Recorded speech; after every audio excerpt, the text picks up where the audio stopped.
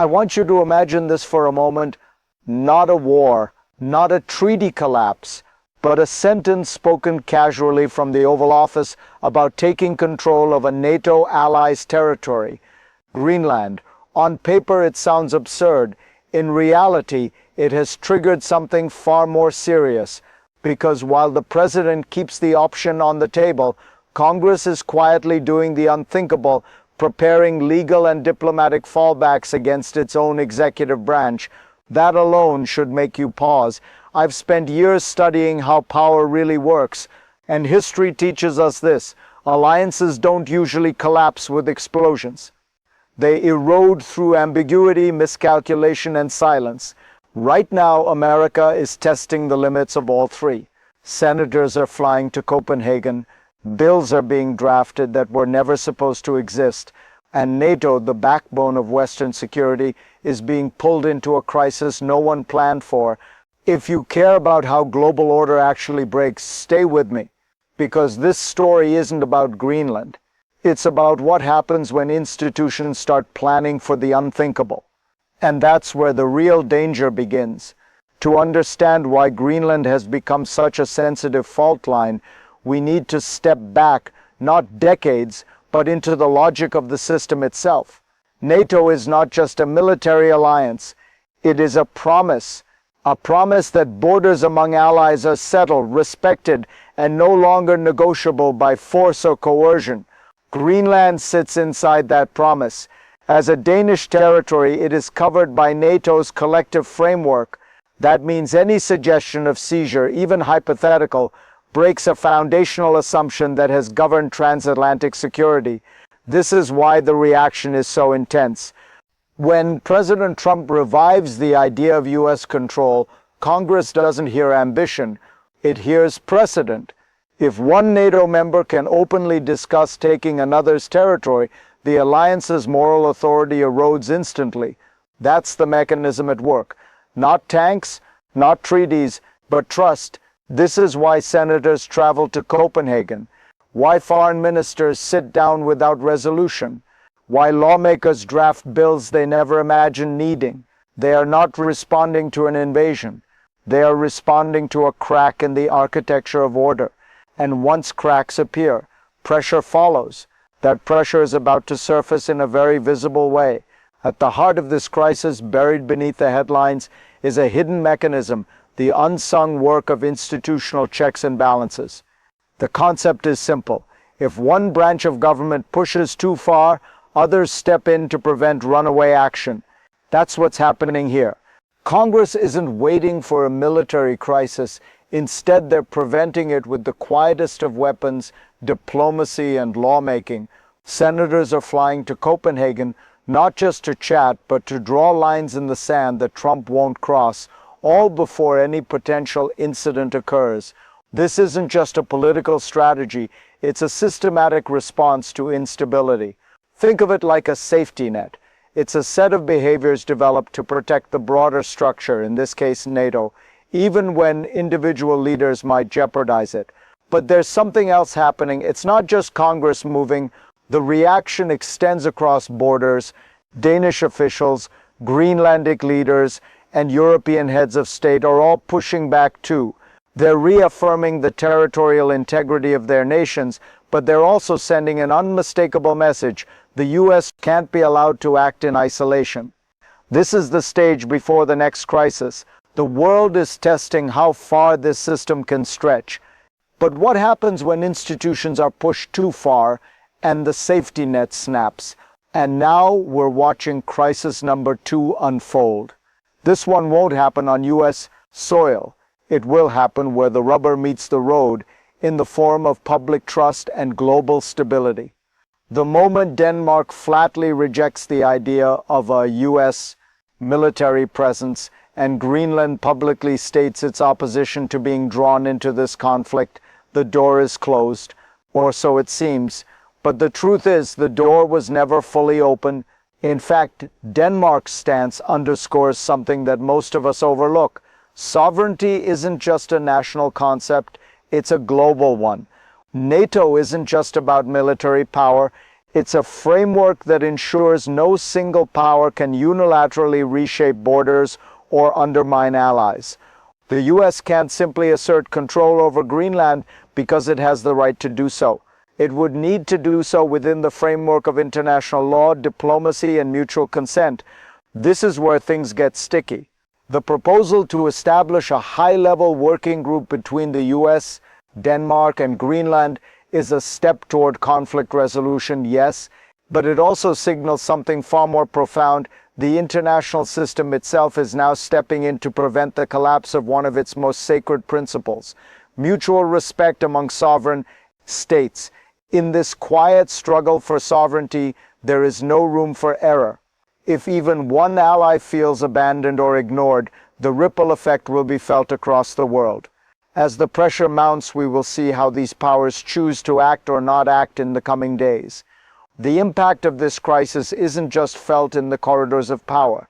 It ripples out first to the people of the US, and then to the wider world. Because this isn't just about military maneuvers or legislative back and forth. It's about trust.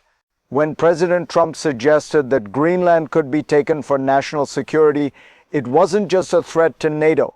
It was a direct challenge to the people of Greenland and Denmark. It was a suggestion that their right to self-determination could be overlooked for strategic advantage. For the average American, this hits close to home. This isn't just a distant territorial dispute. It's about the very idea of what the US stands for. Are we a nation that respects other countries' sovereignty, or do we see ourselves as a global power with the right to carve up the world? On the other side, for the Danish and Greenlandic people, the implications are much more immediate. The suggestion of an American military presence on their soil doesn't just evoke anxiety, it feels like an existential threat. They don't want to become pawns in a game they never chose to play. This is why Congress has stepped in. This is why leaders are scrambling to protect not just Greenland, but the values of diplomacy, peace, and mutual respect that have defined the post-war world. And yet the American people, you and I, may never truly understand the full weight of this situation.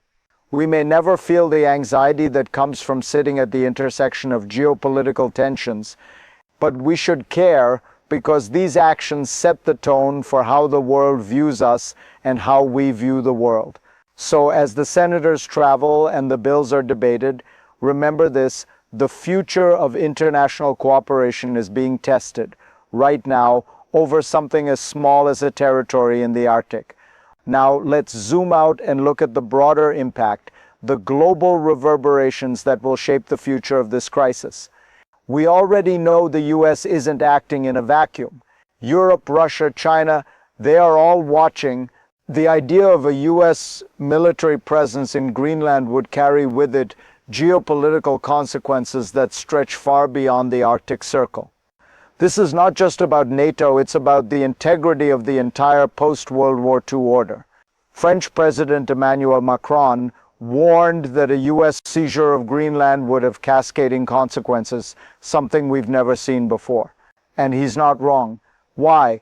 Because in this scenario, alliances themselves would be questioned. Could other NATO members face similar threats of territorial realignment? Would a stronger US begin to view its allies as mere chess pieces to be moved at will? That's what this crisis could spark, a redefinition of global power dynamics. Russia and China, meanwhile, are already eyeing the instability. They have no incentive to see NATO, or the US in particular, strengthen its hand through military force in Greenland. In fact, the fallout from this would likely be strategic fuel for their own ambitions in Europe and beyond. As NATO strains, as Europe watches, the world will pivot, and America's position as the stabilizing force of global peace could slip into uncertainty. The world's future, a future where alliances are either reaffirmed or shattered, will depend on whether cooler heads can prevail, whether leaders can push back the heat of these moments and decide that global stability is worth more than national egos or military bravado. Let's consider the three possible futures that lie ahead, depending on how the next few months unfold. the best case scenario. In this scenario, cooler heads prevail, diplomatic channels stay open, the US and Denmark, along with Greenland, find a way to agree on an enhanced security partnership, one that respects sovereignty while addressing US concerns about national security in the Arctic. Greenland's population remains in control of their own destiny, NATO is unscathed, and the US reassures its allies that it won't act unilaterally. This is a future where cooperation wins, and the alliances that have held strong for decades remain intact. Trust is restored. The middle ground, here the diplomatic efforts work, but the scars of this confrontation remain. The US and Denmark agree on terms for a deeper American presence in Greenland, but it comes with strings attached. This deal is more about compromise than harmony. NATO survives, but the fractures will show. The US loses some influence over the narrative of global security, and the cracks in alliance solidarity begin to widen. The future is uncertain, and the old assumptions about transatlantic unity are called into question. The worst-case scenario: if this crisis continues to escalate, we might witness a breakdown in US-Denmark relations that spills over into the broader NATO alliance. This could lead to a dramatic shift in global security priorities, with countries reassessing their relationship with the US and NATO.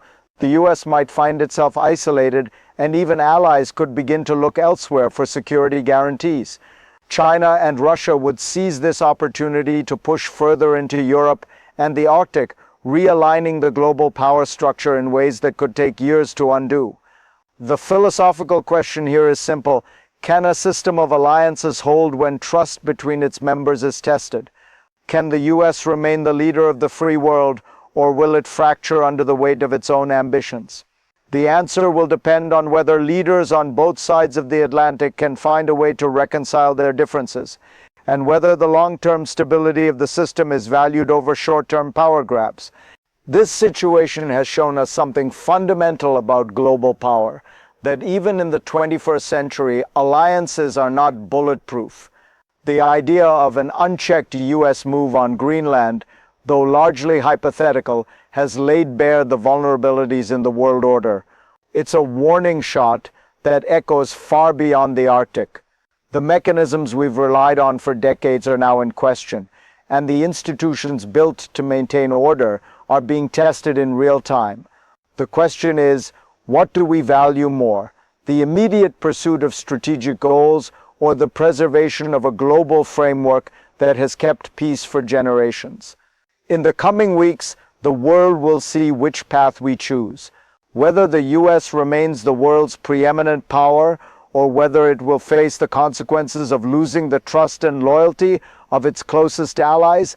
But here's the real takeaway: we cannot take stability for granted. Every decision made at the top level ripples through the world. And as we move forward, remember this: when it comes to security and international relations, it's not just the force of arms that matters, it's the force of trust. As we step into this new chapter, I hope it becomes clear to all of us: the future of the world rests on alliances, not unilateral actions. Thank you for joining me on this journey. Stay aware, stay engaged, and above all, stay hopeful.